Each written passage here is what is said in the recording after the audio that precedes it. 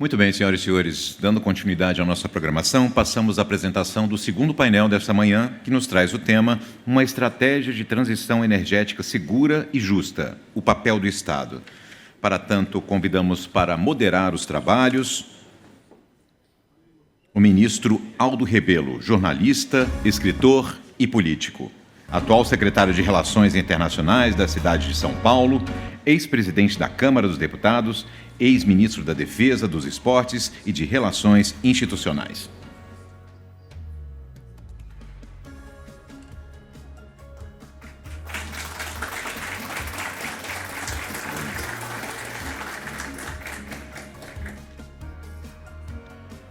Os nossos painelistas são eles, o sempre ministro Bento Albuquerque, de Minas e Energia.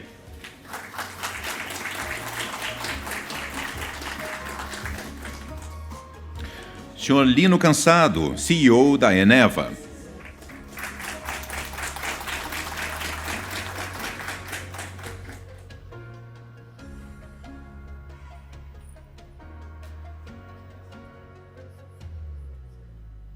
Por favor, fiquem à vontade, senhores, e também os nossos painelistas que participam de forma remota. São eles o senhor Adriano Pires, que atua há mais de 30 anos na área de energia, desenvolve atividades de pesquisa e ensino nas áreas de economia, da regulação, economia da infraestrutura, aspectos legais e institucionais da concessão de serviços públicos e tarifas públicas. E o senhor Xisto Vieira, CEO da Associação Brasileira de Geradoras Termoelétricas, Abraget.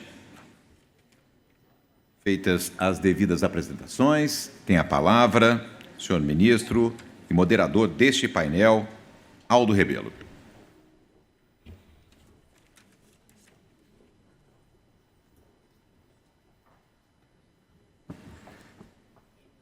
Bom dia, senhoras e senhores. Muito obrigado pelo convite, meu querido amigo Bento Cansado e o Xisto e o Adriano.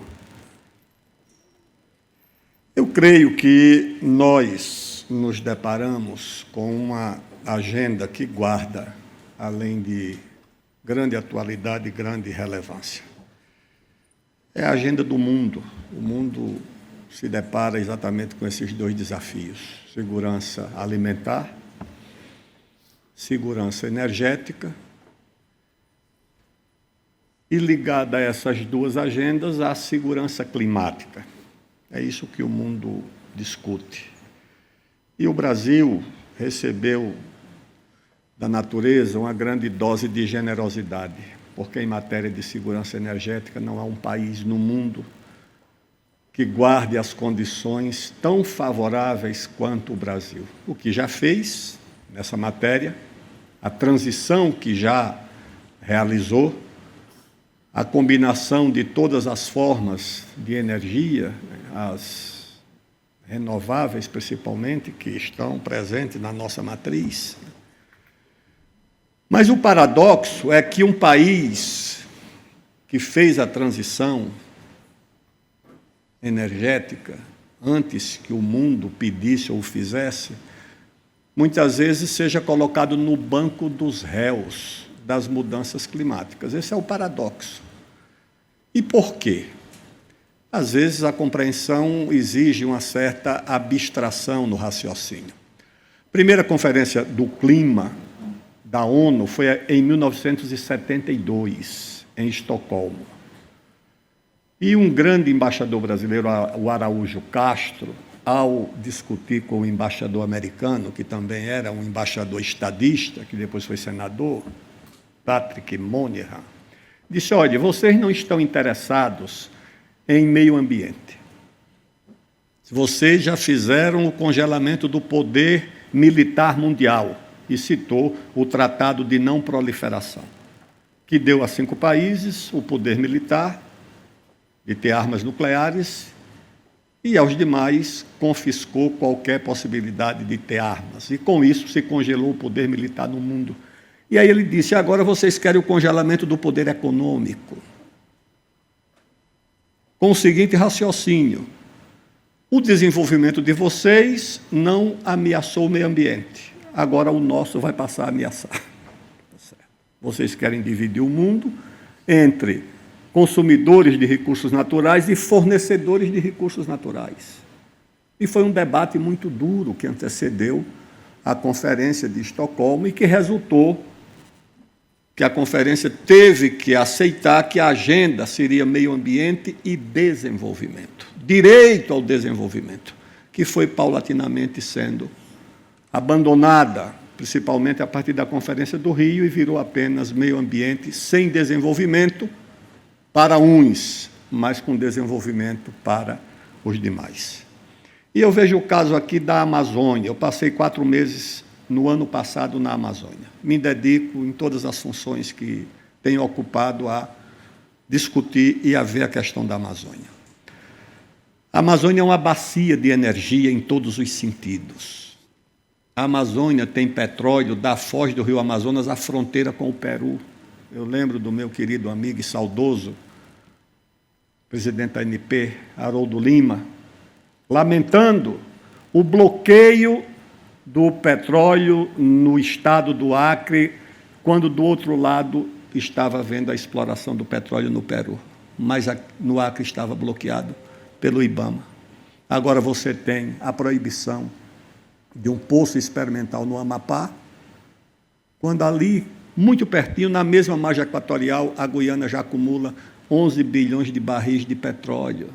Bento, há um mês, uns amigos de São Paulo ligaram pedindo que eu marcasse, como secretário de Relações Internacionais da Prefeitura, uma audiência com o embaixador da Guiana em Brasília. Eu digo, para quê? Não, nós queremos abrir uma empresa na Guiana, na área de fertilizantes. Eu digo, mas por que não abre no Brasil? Ele disse, porque na Guiana o petróleo é mais barato, o gás é mais barato, o imposto é menor, o licenciamento é mais fácil, não tem Ministério Público do Trabalho, não tem o que nós temos aqui. E você vai dizer o que exatamente? Tá certo. Vai dizer o quê? Então o país é bloqueado, o Brasil é bloqueado, e o Estado brasileiro funciona com uma esquizofrenia, porque você tem um Estado que quer os recursos naturais, você tem o Ministério das Minas e Energia, você tem a ANP, você tem a Petrobras, e você tem dentro do mesmo Estado um outro braço, uma outra cabeça, que faz exatamente o contrário, que bloqueia. O Estado brasileiro abre um curso de petróleo e gás na Universidade Federal do Pará e o outro Estado brasileiro proíbe que esses meninos possam ter trabalho na sua atividade posterior. É isso que nós temos. E a Amazônia, a China, quantos rios tem a China? Por que a China tem o dobro de geração hidrelétrica, de energia hídrica em relação ao Brasil? Por quê? Porque o Brasil está bloqueado, não se faz mais uma usina na Amazônia. O Brasil importando, não importava, porque proibiram, suspenderam, energia da Venezuela, agora não tem ainda a integração com o Leão de Tucuruí, não chega a Roraima. O cabimento que tem isso. Por que isso acontece no Brasil? Porque tem um governo paralelo na Amazônia, que não é o do Estado brasileiro, é o governo paralelo das ONGs, que governam de fato a Amazônia e muitas vezes governam de dentro do Estado brasileiro, do Ministério do Meio Ambiente, do IBAMA. O nosso presidente do IBAMA vai a Londres, diz que o petróleo é uma coisa do passado. Quando pega o avião, o primeiro-ministro autoriza mais 100 poços no Mar do Norte e a Shell, que tem sede em Londres, multiplica o investimento nessas energias, que são as energias seguras, garantidas, que não são submetidas a essas variações. Eu creio que nós precisamos enfrentar esse bloqueio. E o bloqueio parte de dentro do Estado brasileiro, infelizmente, de dentro de instituições do Estado brasileiro. O Ministério Público Federal na Amazônia, eu disse ao Procurador-Geral da República, há um pouco tempo no debate, eu digo, o Ministério Público virou o braço jurídico das ONGs na Amazônia. Quem quiser fazer alguma coisa na Amazônia precisa construir um advogado. As ONGs têm o Ministério Público Federal trabalhando. Eu vi isso de perto. Então, senhores debatedores, o tema é relevante, o tema é atual, e o Brasil precisa remover os obstáculos a usufruto responsável, socialmente responsável, ambientalmente, dos vastos recursos de que dispõe em todo o Brasil e principalmente na Amazônia. Nós não podemos aceitar esse bloqueio, tá certo? É isso, agora passamos já às exposições. Ministro Bento. O Adriano. Adriano, desculpe, você está aí remotamente. Tem a palavra, por favor. Bom, obrigado, ministro Aldo Rabelo. Primeiro, eu queria agradecer o convite do Instituto Pensar Energia e parabenizar por essa ideia de criar esse instituto num momento tão importante que a gente precisa pensar o Brasil e precisa pensar o setor de energia, né? Acho que a gente tem que ter consciência que não pode polarizar também o setor de energia, né? Parar com esse fla-flu de energias renováveis contra energias fósseis e também procurar fazer uma transição energética que tenha inclusão social. Então, nessa questão, eu concordo muito com o que o ministro Aldo colocou inicialmente, é que nós estamos fazendo no Brasil e no mundo uma transição energética com exclusão social. Por que eu digo isso? Porque se você olhar o que está acontecendo, essa transição é boa para os países ricos e não é tão boa para os países pobres. E mesmo no interior dos países, o Brasil também está vivendo isso, você está vendo camadas de mais baixa renda subsidiando ou financiando os mais ricos nessa questão da transição energética, né? E esse tema tem que ser olhado nesse prisma de inclusão social, na minha opinião. E isso aconteceu porque lá atrás, antes da pandemia, a gente viu que a transição energética estava sendo feita de maneira muito assodada. E nesse assodamento, você teve aí uma demonização dos combustíveis fósseis, né? Do petróleo, do gás, e mesmo do carvão e mesmo da energia nuclear. Com a pandemia e posteriormente com a guerra da Rússia e da Ucrânia, a gente verificou que não dá para fazer transição energética sem combustível fóssil.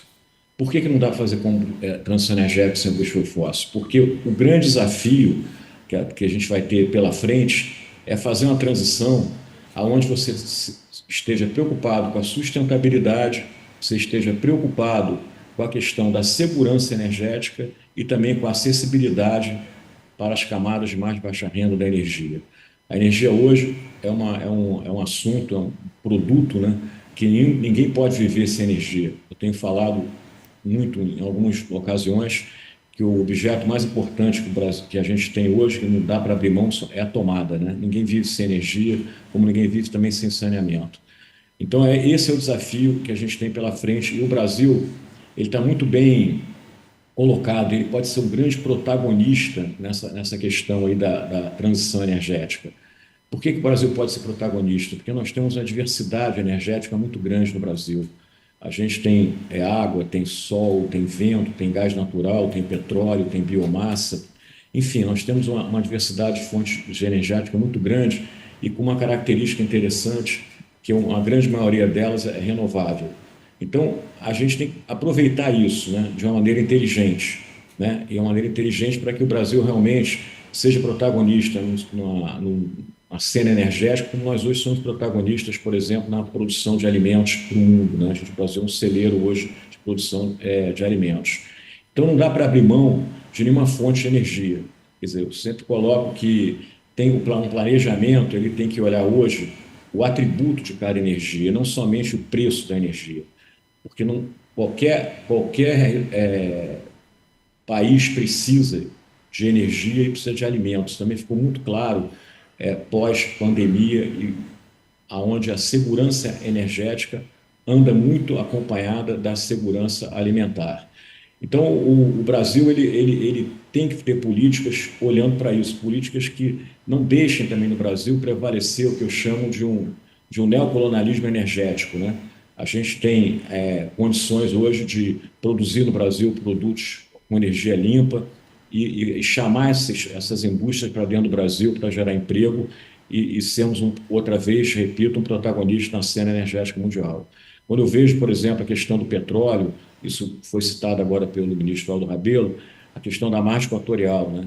o Brasil não pode abrir mão de explorar petróleo à margem equatorial. A margem equatorial está na região mais pobre do Brasil, né, chamado Arco Norte, que vai do Rio Grande do Norte ao Amapá.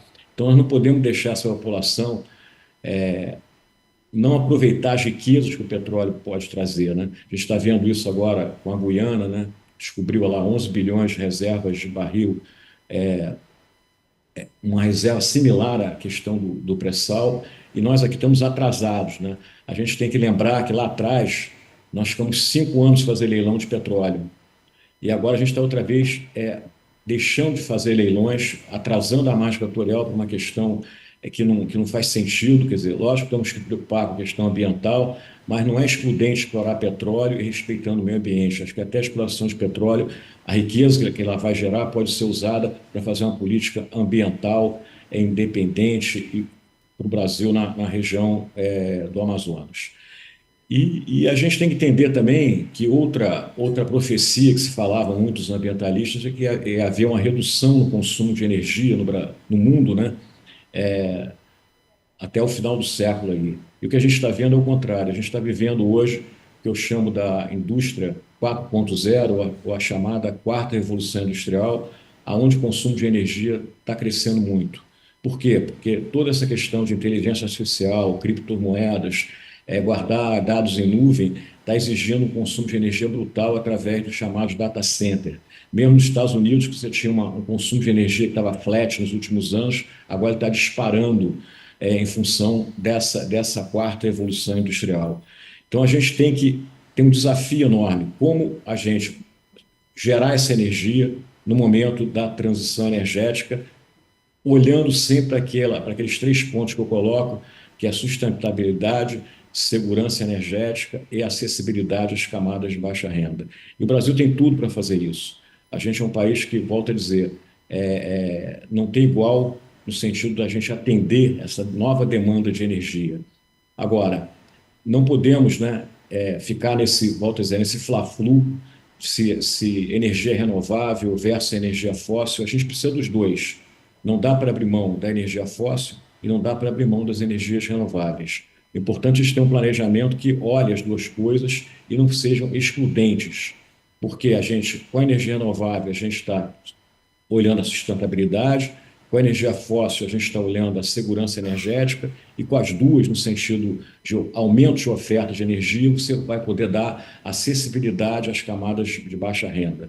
A gente viu aí nos últimos tempos, né, principalmente pós-pandemia, que você reduzir a oferta de combustível fóssil no mundo. O que aconteceu? Trouxe uma inflação energética, né? Uma inflação porque a oferta foi reduzida, a demanda continuou crescendo e o petróleo voltou a disparar de preço. Inclusive o petróleo, né?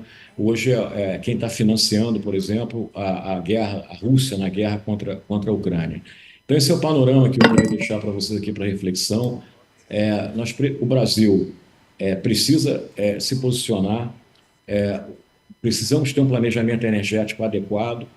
Volto a repetir, depois o Xisto vai colocar a questão específica do setor elétrico brasileiro, mas a questão não é só segurança no setor elétrico brasileiro, a gente precisa de segurança no setor energético brasileiro. Então, a gente tem que realmente aproveitar o petróleo que a gente tem de maneira racional, por isso não podemos abrir mão da margem equatorial. Nós temos que aproveitar o gás natural que a gente tem, já tem muito gás natural no pré-sal, a gente vai ter mais gás natural no Brasil, a gente precisa aproveitar o carvão que o Brasil tem, a gente precisa voltar a investir em energia nuclear, na minha opinião, que também não faz sentido o Brasil ter uma participação tão pequena de energia nuclear na sua matriz energética, na sua matriz elétrica. Enfim, o mais difícil nós temos as fontes de energia. O que a gente precisa é realmente de planejamento, de uma política pública adequada, que tenha um olhar holístico sobre esse setor, e volto a repetir, olhando o atributo de cada fonte e não olhando somente preço. Porque nessa transição energética, diferente das outras, né, o mundo não passou por outras transições energéticas, você tinha sempre o protagonismo de uma fonte. Você teve a lenha, depois você teve o carvão mineral na Revolução Industrial Inglesa, depois você teve o petróleo no século XX, não é à toa que o automóvel, a principal indústria do século XX, que a gente tinha petróleo abundante e barato, e agora me parece que nessa nova transição energética, onde a gente está olhando a questão ambiental, né, que não tinha nas outras transições, é uma preocupação tão latente com essa questão do meio ambiente. Nós não vamos ter mais protagonismo de nenhuma fonte. A gente vai ter matrizes diversificadas, matrizes regionalizadas, e cada país tem que aproveitar a sua vantagem comparativa, e o Brasil, volto a dizer, está privilegiado, e a gente não pode deixar de perder essa oportunidade, não podemos deixar de passar em branco esses próximos anos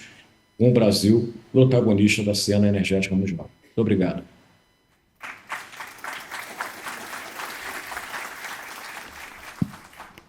Obrigado ao Adriano Pires, e agora nós passamos a palavra ao Xisto Vieira.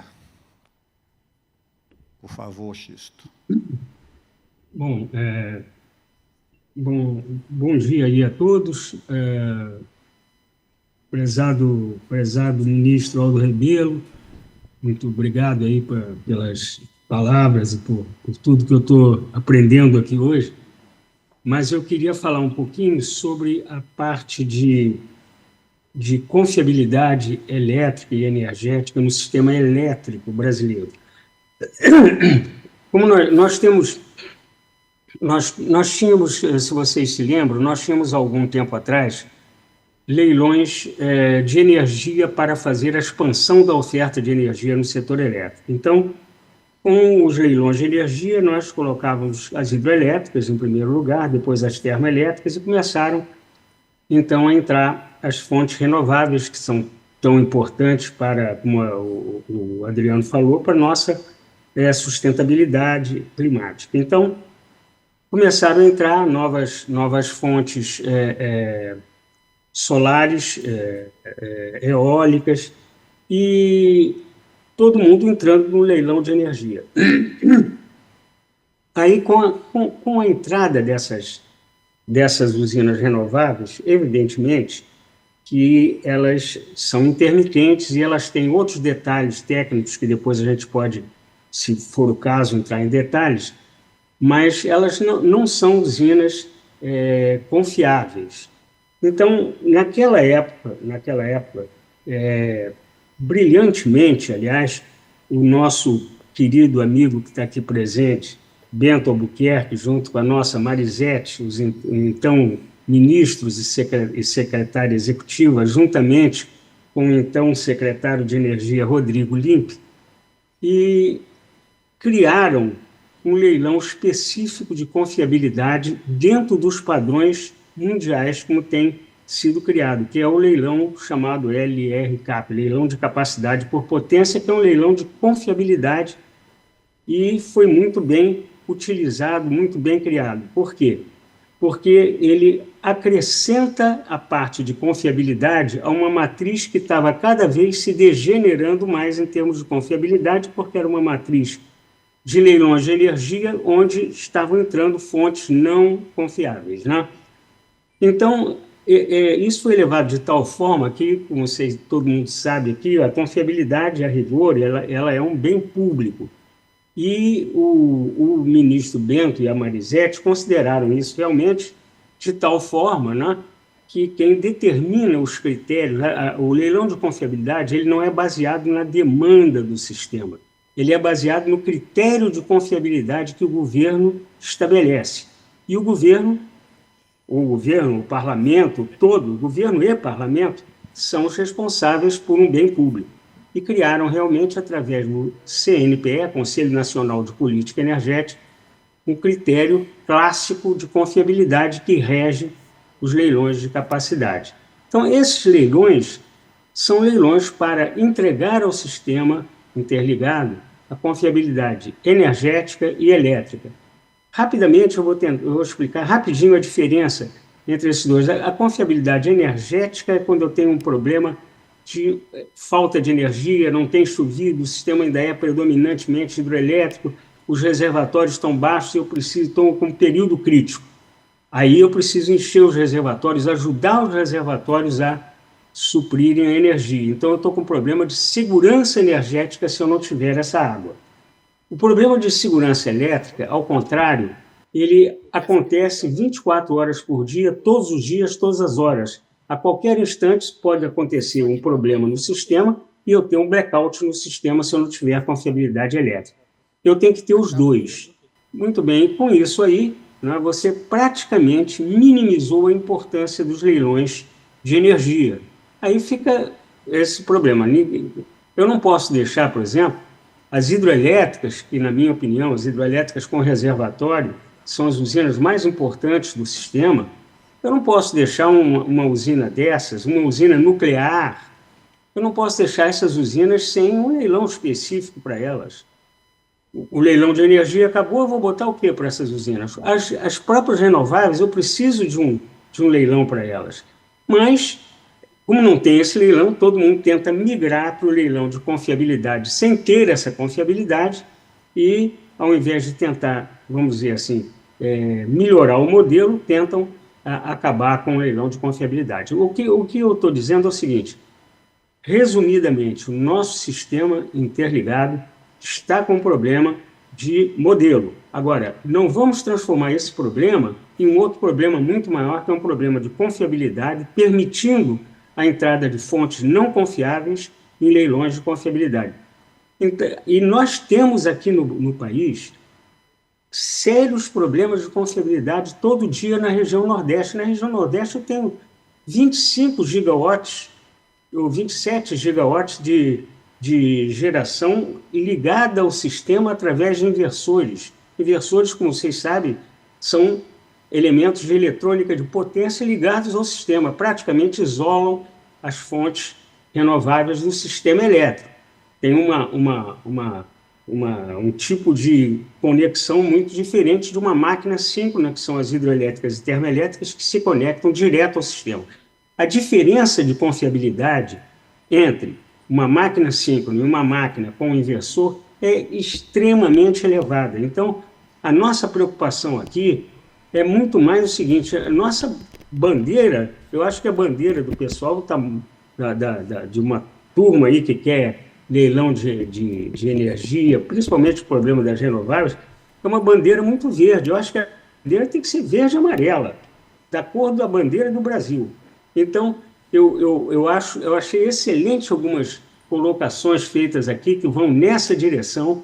Eu acho que isso é um grande mérito do Instituto Pensar, que permite que nós possamos ter esse debate livre aqui, tirar todas as dúvidas, e eu não vou me estender na parte técnica, mas eu estou à disposição de quem quiser para discutir, debater e até tirar quaisquer dúvidas. Eu quero deixar essa mensagem: o Brasil não pode abrir mão da confiabilidade elétrica e energética do Sistema Interligado Nacional. E eu acho que essa será uma grande missão do Instituto Pensar. Muito obrigado. Muito obrigado, prezado Xisto Vieira. E agora teremos a alegria de ouvir a experiência, a sabedoria e o conhecimento do nosso querido ministro Bento Albuquerque. Tudo bem? Muito obrigado, meu presidente, ministro, dileto amigo Aldo Rebelo. Bom, por onde que eu começo, Marco Cinta? Eu tenho que, primeiro, pelo começo. E eu vou iniciar minha fala dizendo que, final de 2022, eu fui procurado, então, por um agente do setor de energia, apresentando a ideia do Instituto Pensar a Energia. O que eu achei formidável aquela ocasião, e quem lá estava conversando comigo sabe do meu entusiasmo com esse modelo de pensar o futuro energético do nosso país. E me sinto honrado e privilegiado de estar participando hoje aqui desse evento. Até porque eu estou aprendendo muito. Se o Xisto Vieira, meu amigo Xisto, está aprendendo, imagina eu. E comecei hoje absorver mais conhecimentos pela fala do Fernando Rodrigues aqui na abertura, que eu já tive a oportunidade de cumprimentá-lo por isso. Eu acho que foi muito feliz na abordagem, como também todos que participaram aqui do primeiro painel, e agora agregado pelo nosso querido presidente Aldo Rebelo, meu amigo Adriano Pires, e certamente o Lino ele vai dar aí uma contribuição grande. Mas, quando se fala em transição energética, né, e o Brasil é efetivamente uma referência, né, para o mundo, mas por que nós iniciamos a transição energética aqui? Sem saber que estávamos no modelo de transição energética que hoje o mundo todo tem como referência. Por uma questão de segurança energética. Porque em 1973 tivemos o choque do petróleo. Nós, né, fomos levados a uma transição energética por conta da dependência que nós tínhamos das fontes fósseis. Então, nós saímos, em 1970, de 90% de dependência para fontes fósseis, por uma matriz hoje que é 90% renovável. Então, eu acho que tudo isso é importante ser considerado nesse momento. Nós vimos recentemente, por conta da geopolítica internacional, que diversas regiões do mundo adotaram posturas. E a gente vê, por exemplo, nos últimos 2, 3 anos, o consumo de carvão para a geração de energia ter aumentado, por conta da segurança energética. E um país como o Brasil não pode abrir mão de independência energética. Porque nós somos um país rico e abundante em fontes energéticas. Nós temos uma matriz diversificada e uma diversificação enorme de fontes energéticas. Isso significa independência energética. Vamos pegar um exemplo, a França. 70% da geração de energia na França é nuclear. Eles possuem urânio? Não. Eles fabricam todo o combustível nuclear deles? Não. Eles não têm independência energética. Nós podemos ter isso no Brasil? Podemos. E por que não temos? Temos que pensar. Temos que ter planejamento estratégico, como já foi aqui mencionado. E nós temos os instrumentos. Nós temos o Plano Nacional de Energia, nós temos o Plano Decenal de Energia, nós temos o Conselho Nacional de Política Energética, composto hoje por 16 ministérios. É aí que nós temos que estabelecer as políticas energéticas nacionais. E aqui eu gostaria de enfatizar que política energética não é política de governo, é política de Estado. Se hoje temos grandes reservas de petróleo, dos últimos 30 anos que elas foram construídas, a partir de 2032 elas vão começar a cair. E o que isso proporcionou em termos de desenvolvimento econômico e social para o país nesse período de 30 anos? Vamos considerar isso. E o que será depois de 2032? Essa discussão, para mim, não cabe mais. Porque quando nós falamos do setor energético, quando nós falamos em curto prazo, nós estamos falando de 10 anos. E nós não podemos esperar as nossas reservas de petróleo e gás começarem a cair daqui a 8 anos. E o que será da pobreza energética que nós temos, por exemplo, na região norte e nordeste do país. Então, tudo isso, a meu ver, tem que ser considerado quando se discute transição energética. E eu tenho agora utilizado um termo, porque eu acho que para um país como o nosso, como eu disse, transição energética é uma coisa, de forma simplista, já superada. Nós temos que falar de evolução energética. É na evolução do emprego das fontes energéticas. E isso tem ocorrido, não só com as renováveis, mas também com as fósseis. Cada vez nós temos uma menor pegada de carbono na exploração e produção de petróleo, na geração de energia, seja ela a óleo, seja ela gás, seja ela carvão. Nós podemos abrir mão disso. Veja tudo que está associado à petroquímica. Podemos viver sem os produtos da petroquímica? E um país que tem reservas como nós temos de carvão, nós podemos abrir mão da carboquímica?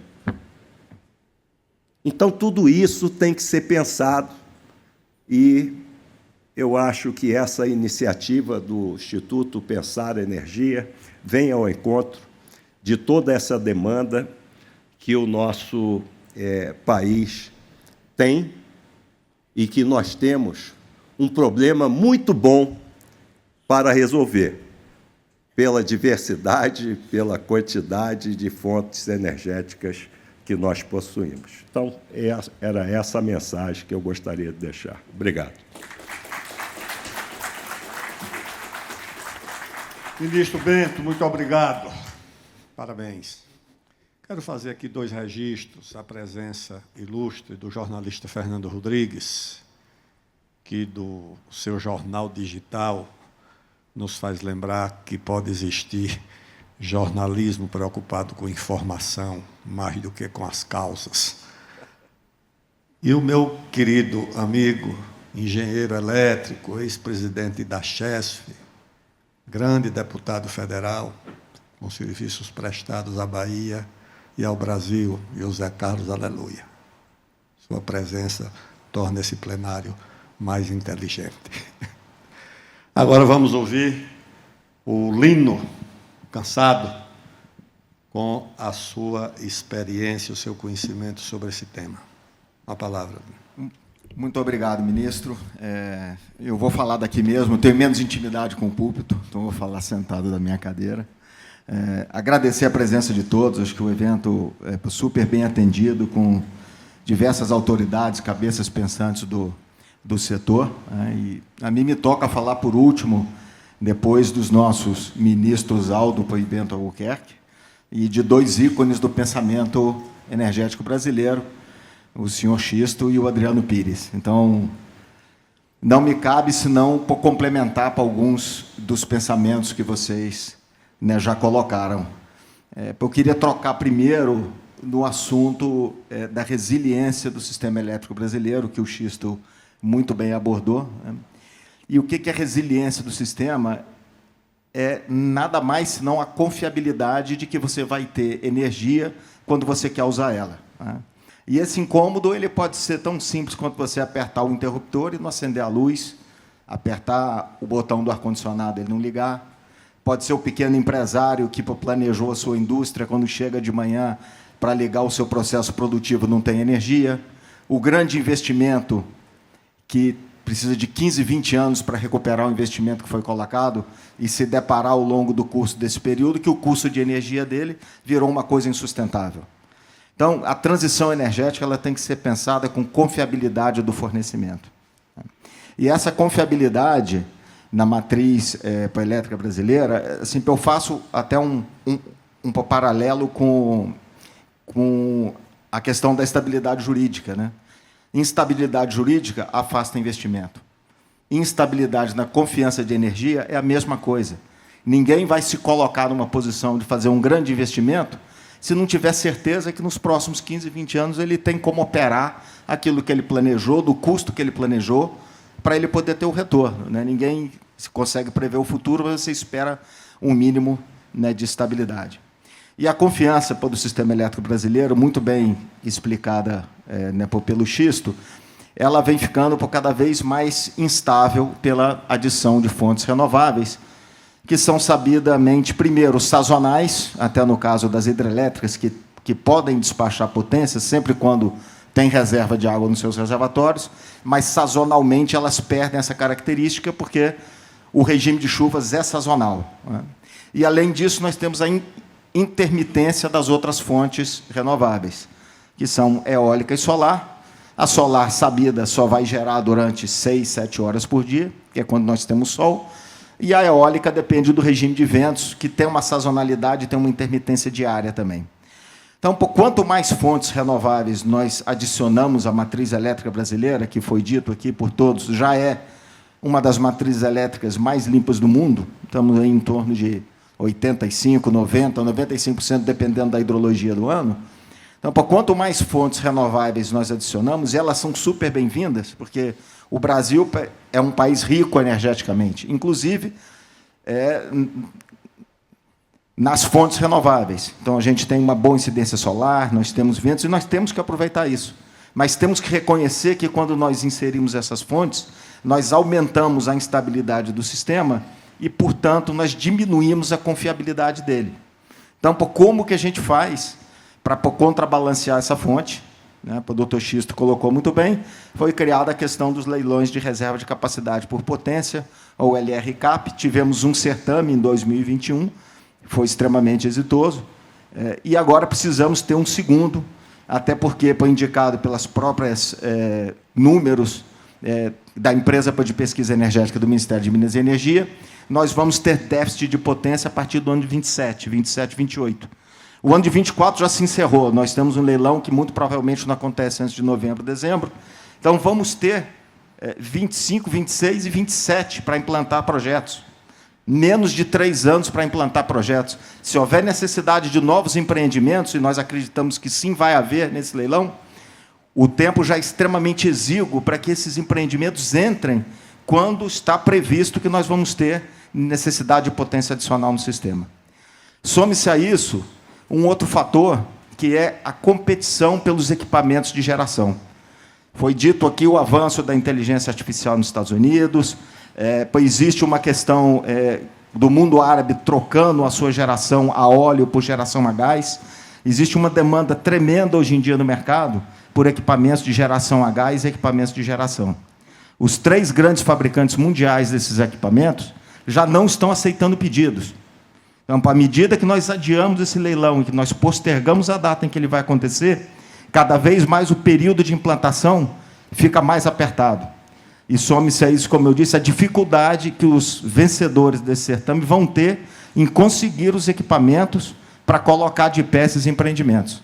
Então, nós já estamos falando aqui em colocar em risco a segurança energética do país a partir do ano de 27 e 28.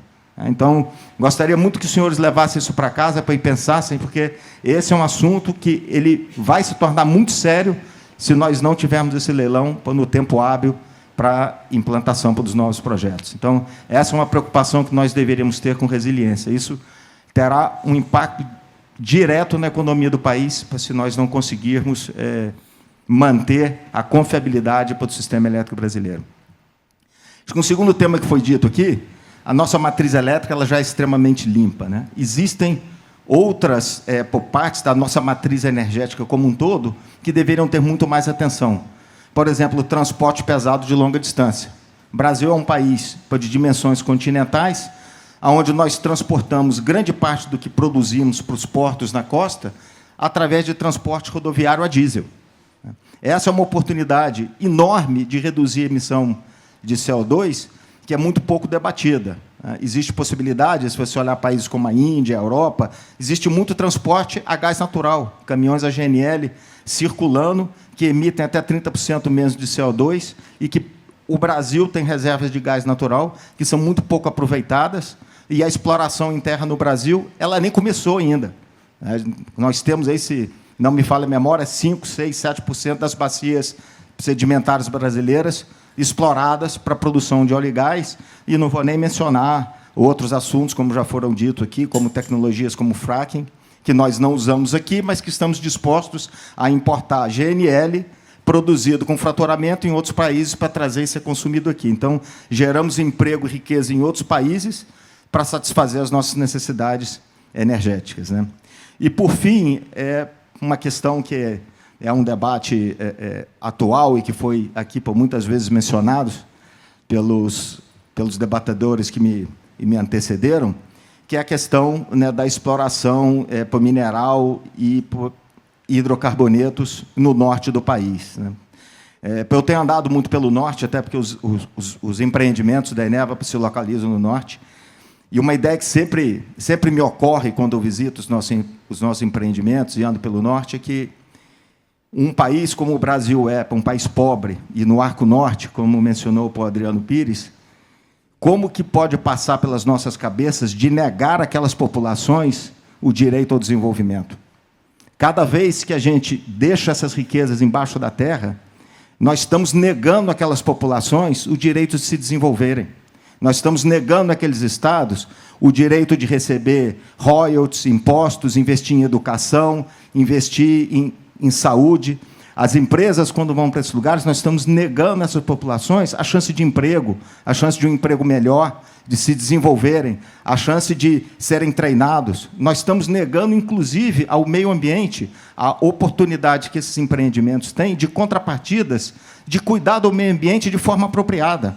Então, esses investimentos, eles têm a chance de serem muito mais capazes de cuidar do meio ambiente do que se nada for feito e deixar aquilo à sorte, como é hoje. Então, eu acho que esse é um pensamento que tem que entrar nesse debate, que é a questão do desenvolvimento social e da condição humana das pessoas que vivem em regiões que são muito pobres do nosso país e que, sim, têm direito a que aquilo seja desenvolvido para que eles também possam se desenvolver. Obrigado pela atenção de vocês. Passo de volta a palavra aqui ao ministro Aldo. Obrigado. Muito obrigado, Lino. Creio que vamos concluindo aqui o nosso trabalho, fazendo o registro de que ouvimos aqui depoimentos importantes, informações, opiniões.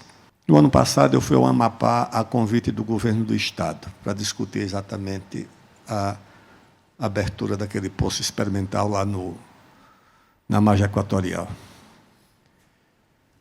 E recebi a informação do governo de que 73% da população do Amapá está vinculada a algum tipo de transferência de renda, de bolsa. Nível de pobreza muito grande.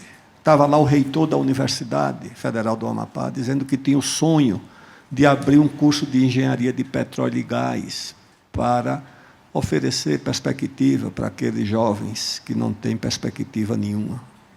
São 700 mil estudantes universitários na Amazônia. Todos condenados a terminar o curso, pedir uma passagem para o pai e para a mãe e ir embora, porque não tem perspectiva de trabalho. O que é que o menino que se forma em engenharia de petróleo e gás vai fazer com esse bloqueio na Amazônia? Fora o bloqueio que há na agricultura, na pecuária, ou seja, é uma região completamente congelada. O planejamento de hidrelétrica para a Amazônia é para dobrar a capacidade geradora, mas não consegue se licenciar mais nada. Porque no Brasil estabeleceu-se, ministro Bento, uma ideia falsa que só prevalece no Brasil, que o licenciamento de uma obra, ou de infraestrutura, ou um investimento público ou privado, absolutiza o licenciamento ambiental. No mundo inteiro, são 3 licenciamentos concorrentes. O primeiro é o licenciamento social. Se aquela obra vai gerar empregos.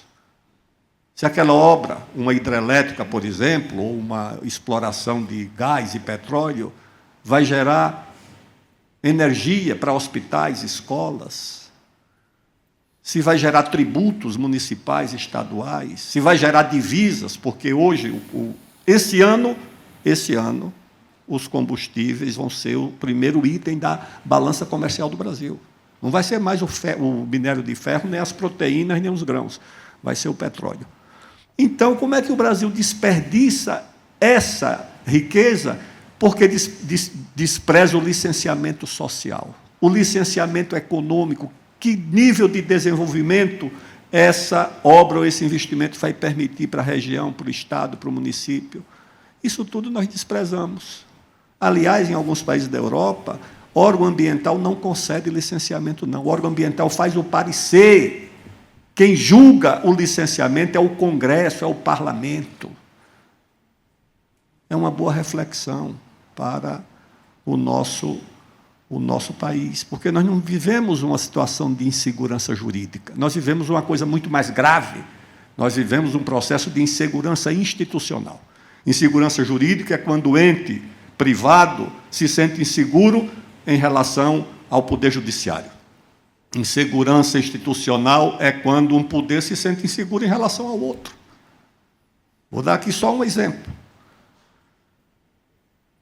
2 decisões de 2 poderes sobre o marco temporal, que é a questão das terras indígenas.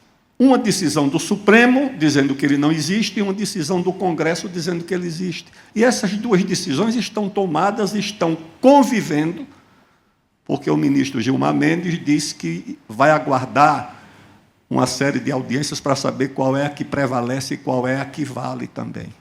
Em relação à situação de energia, nós vivemos também um processo de insegurança institucional, porque você não sabe qual é o que prevalece.